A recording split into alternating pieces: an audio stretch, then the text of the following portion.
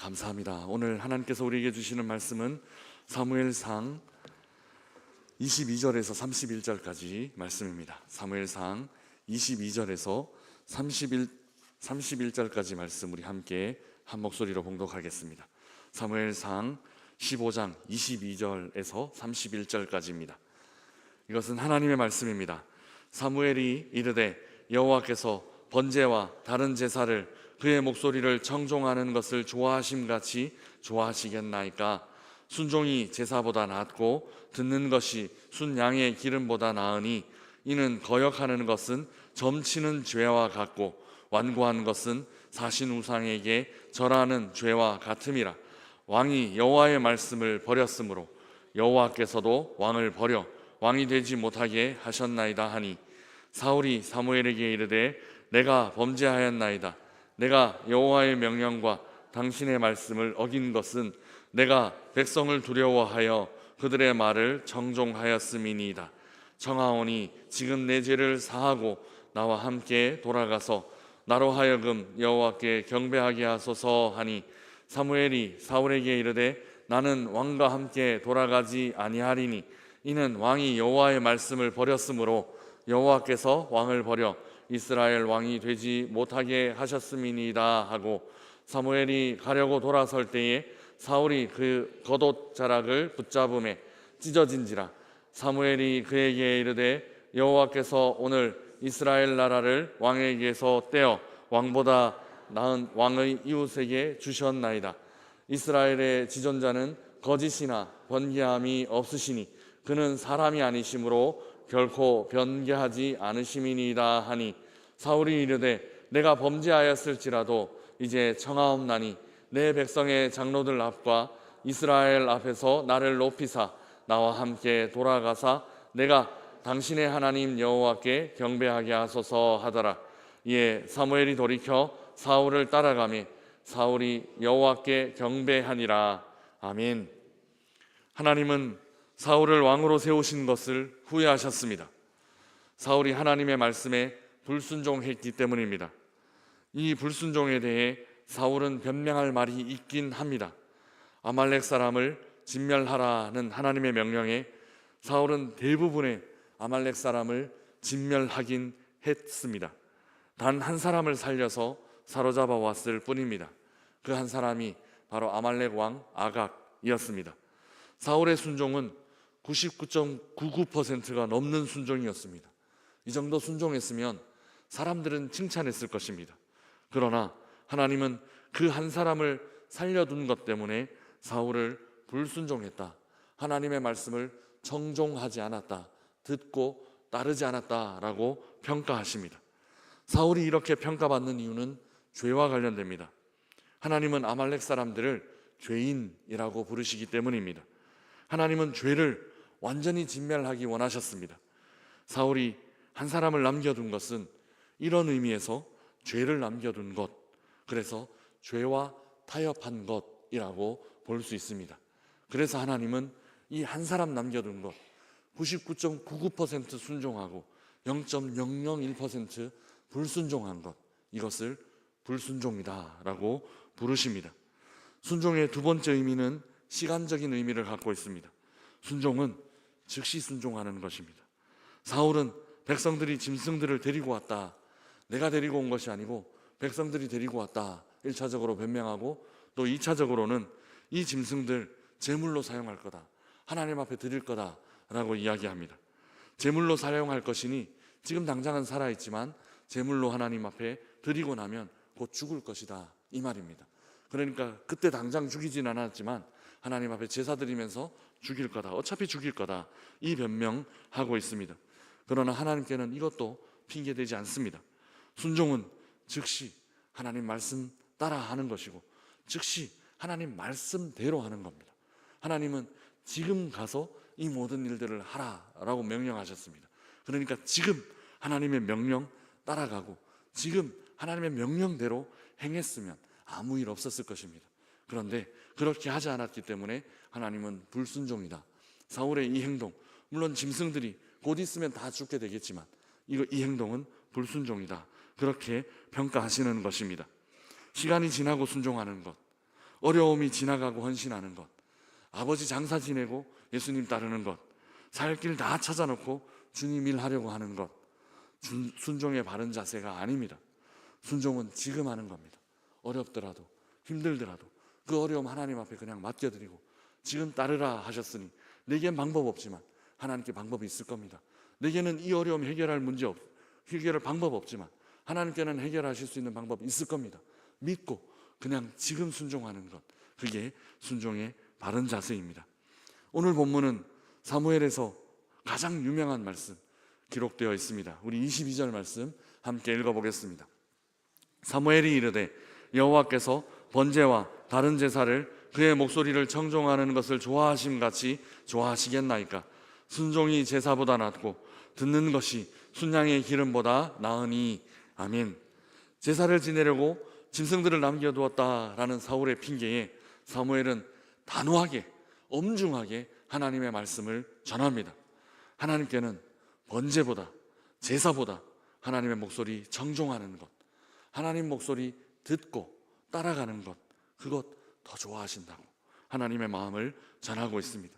그래서 순종이 제사보다 낫다고, 듣는 것이 순양의 기름보다 낫다고 사울은 순종에 대해서 강조하고 있습니다. 그렇게 순종하지 않았을 때 무슨 일이 일어났습니까? 우리 23절 말씀 함께 읽어보겠습니다.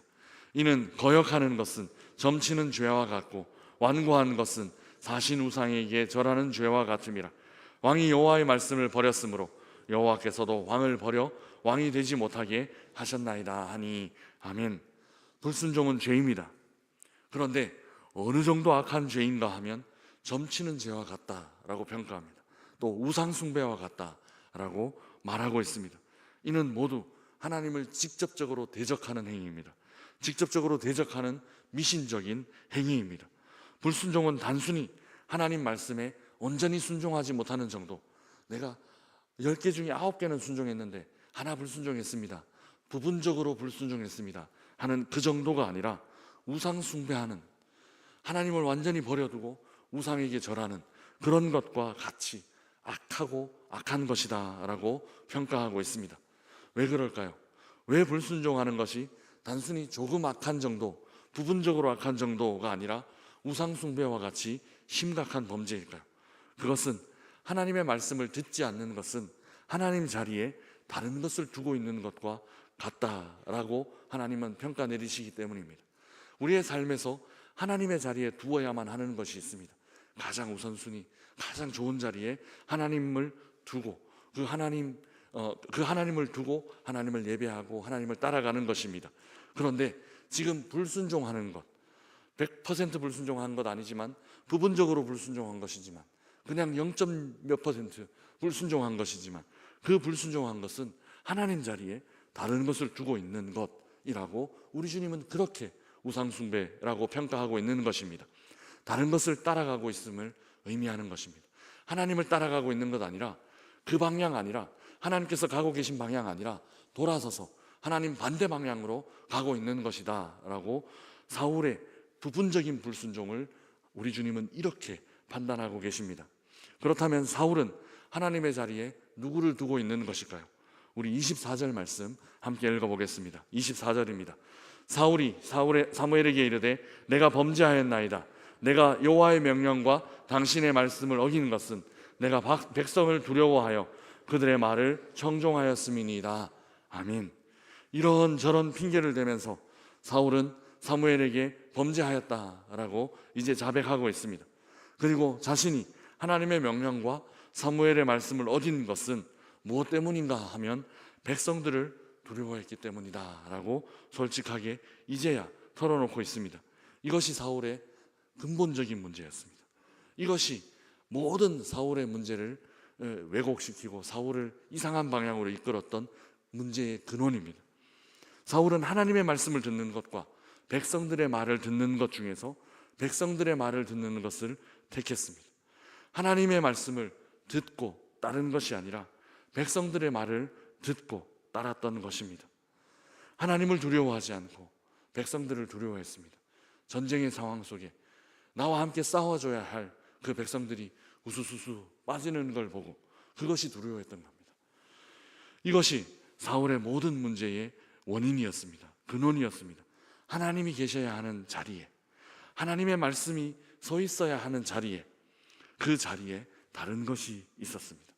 그래서 우리 주님은 이것을 뭐라고 말씀하시느냐면, 네가 부분적으로 불순종했다라고 말씀하시지 않고 우상 숭배했다, 우상에게 절했다 라고 판단하시는 것입니다.